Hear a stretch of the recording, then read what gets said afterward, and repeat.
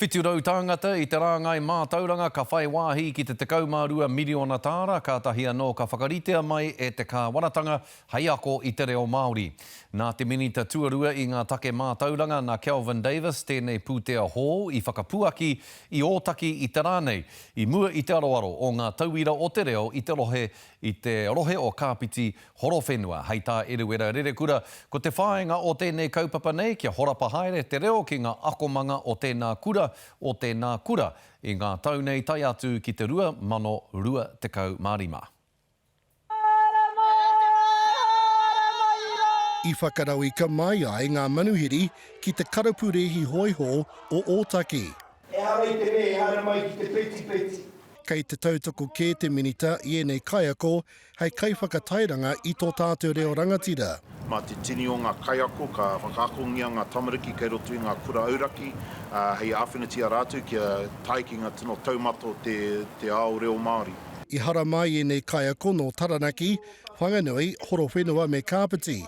Engari i tēnei rā, he tauira reo Māori rātou. I, as a teacher, I'm starting from scratch, really. I did a little bit when I was training, but since then, and so to be able to bring that back to my centre, and I mean, being in early childhood with 2- and 3-year-olds, I think it's a wonderful idea. Ko te ahu o te reo Māori, he akoranga mō ngā kaiako kia whakahangaia te reo ki ngā karaehe katoa. Ko ngā kaiako horikau i te tino mārama te reo Māori, he huarahi tēnei hei āwhinatia rātou kia tīmata ai tēnā haerenga i roto i te reo Māori. Te 12 miliona tāra kua tohaina kia rere ai tēnei kaupapa. Ko te āhua nei, he kaupapa tēnei e tautoko hiana e te haukainga.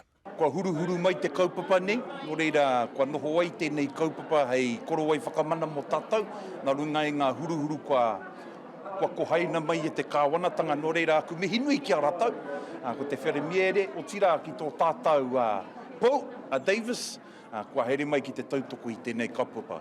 Ko te whainga nui o ahu te reo Māori, hei te tau 2025 Mārima, kua tino Māori tō tātou reo ki Aotearoa nei. If we go back and put it into the classrooms, the centres that we're in, we've got the little children, so they're coming up through the ranks. Yes, I think it probably is achievable. It's going to be harder, I think, as long as we've got the support and we have, I think it will be, hopefully it will be achievable, yes.